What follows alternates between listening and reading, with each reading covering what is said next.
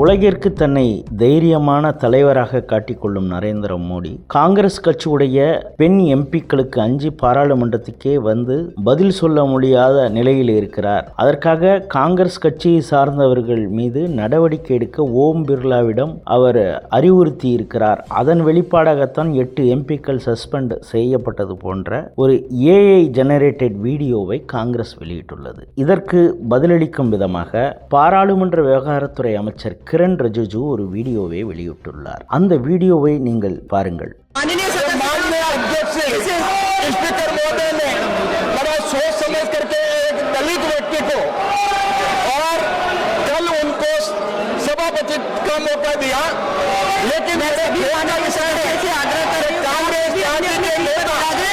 राहुल गांधी के इशारे पर उनके जो एक कलीग हमारे दिनांक 5 फरवरी 2026 को 11 बजे के लिए जो सभापति के कुर्सी पे बैठे थे उनके ऊपर कागज फाड़ करके फेंके गए।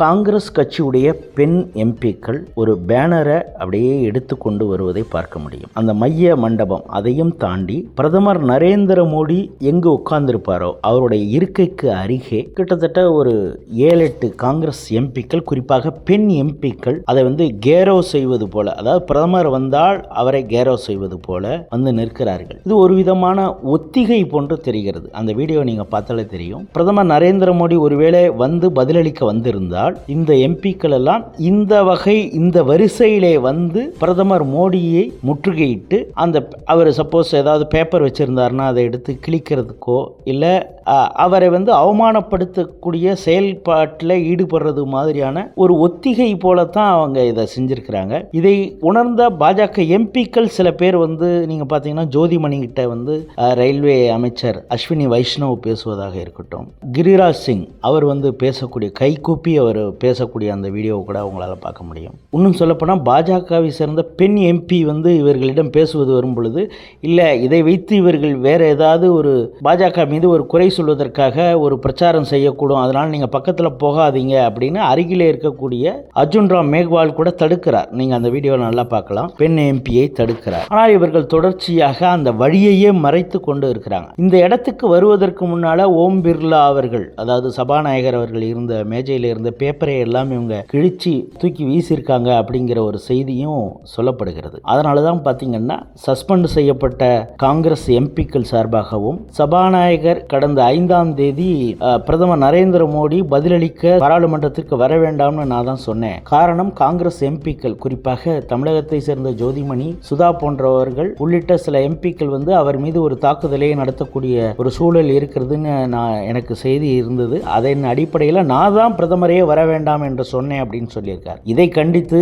சபாநாயகர் நேர்மையாக இருக்கணும், ஒரு பக்கம் சார்பாக இருக்கக்கூடாது அப்படின்னு சொல்லி காங்கிரஸ் கட்சியை சார்ந்த பெண் எம்பிக்கள் எல்லாம் ஒரு கடிதம் எழுதியிருக்கிறார்கள். அந்த கடிதத்தில் நாங்கள் எந்த தவறும் செய்யல, நாங்கள் இந்த கேரோ செஞ்சதுனால தான் பிரதமர் நரேந்திர மோடி பதிலளிக்க வராம இருக்கல, எங்களுடைய போராட்டத்தை கண்டு நாங்கள் கேட்கக்கூடிய கேள்வியை கண்டு அஞ்சு அதற்கு பதிலளிக்க முடியாது அப்படிங்கிற பயத்தினால தான் அவர் பாராளுமன்றத்துக்கு வரல, அதனால எங்க மீது நீங்க இப்படி ஒரு குற்றச்சாட்டை சொல்லக்கூடாது, சபாநாயகர் என்பவர் பொதுவானவராக இருக்க வேண்டும், ஒரு கட்சிக்கு சாதகமாக இருக்கக்கூடாது என ஓம் பிர்லாவுக்கு ஒரு கடிதம் எழுதியிருக்கிறாங்க. இதே நிலையில இன்று பாஜகவை சேர்ந்த 11 பெண் எம்பிக்கள் கடிதம் ஒன்று எழுதியிருக்கிறாங்க ஓம் பிர்லா அவர்களுக்கு. நாங்க பாராளுமன்றத்தில் நடந்த விஷயங்களை எல்லாம் கூர்ந்து கவனித்தோம். காங்கிரஸ் கட்சி சேர்ந்த பெண் எம்பிக்கள் எப்படி பிரதமர் நரேந்திர மோடி இருக்கைக்கு அருகிலே ஒரு திட்டத்தோடு வந்து அப்படியே வரிசையாக வந்து நின்னார்கள். இன்னும் சொல்லப்போனால் சபாநாயகர் அந்த மேஜையில் இருந்த பேப்பரை எல்லாம் கிழித்து போட்டார்கள்.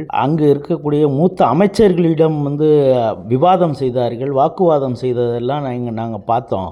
நீங்கள் சரியான நேரத்தில் பிரதமர் நரேந்திர மோடி பாராளுமன்றத்துக்கு வர வேண்டாம் அப்படிங்கிற ஒரு தகவலை சொன்னதுனால பாராளுமன்றத்தில் நடக்க இருந்த மிகப்பெரிய ஒரு மிக மோசமான செயலை வந்து நீங்கள் தடுத்து நிறுத்திருக்கீங்க, அதனால நான் உங்களை பாராட்டுறோம் அப்படின்னு சொன்னதோடு மட்டுமல்லாமல் காங்கிரஸ் கட்சியை சேர்ந்த இந்த சஸ்பெண்ட் செய்யப்பட்ட எம்பிக்கள் மற்றும் இந்த பெண் எம்பிக்கள், பிரதமர் மோடியை முற்றுகையிட்ட இந்த பெண் எம்பிக்கள் மீதெல்லாம் கடுமையான நடவடிக்கை நீங்கள் எடுக்க வேணும் அப்படிங்கிறது மாதிரியும் ஒரு கடிதம் எழுதியிருக்கிறாங்க. இந்த கிரண் ரிஜிஜு வெளியிட்ட இந்த வீடியோ மூலம் எப்படிப்பட்ட ஒரு தாக்குதலை பிரதமர் நரேந்திர மோடியின் மீது செய்வதற்கு ஆயத்தமானார்கள் காங்கிரஸ் எம்பிக்கள், எப்படிப்பட்ட ஒரு சதி திட்டம் இது வந்து அவங்க கண்களால் பேசிக்கொள்றதெல்லாம் இந்த வீடியோவில் தெரியுது. அப்படின்னா ராகுல் காந்தி உள்ளிட்ட தலைவர்கள் இவங்களுக்கு வந்து இதை எப்படி எக்ஸிக்யூட் பண்ணணுங்கிற ஒரு திட்டத்தையே ஒரு ப்ரீ பிளான்டா சொல்லியிருக்காங்க அப்படிங்கிறது தான் இந்த வீடியோவில் தெரிகிறது. நல்ல வேளையாக அன்று பிரதமர் நரேந்திர மோடி பதிலளிக்க பாராளுமன்றத்துக்கு வரல, வந்திருந்தா அவரை அசிங்கப்படுத்துவதற்காகவே இவர்கள் ஏதோ ஒன்று செய்திருப்பார்கள். அது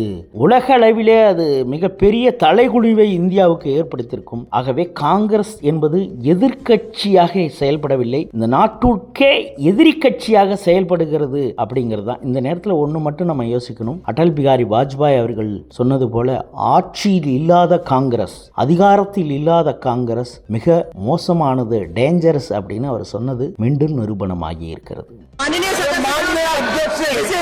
स्पीकर महोदय ने बड़ा सोच समझ करके एक दलित व्यक्ति को और कल उनको सभापति का मौका दिया, लेकिन कांग्रेस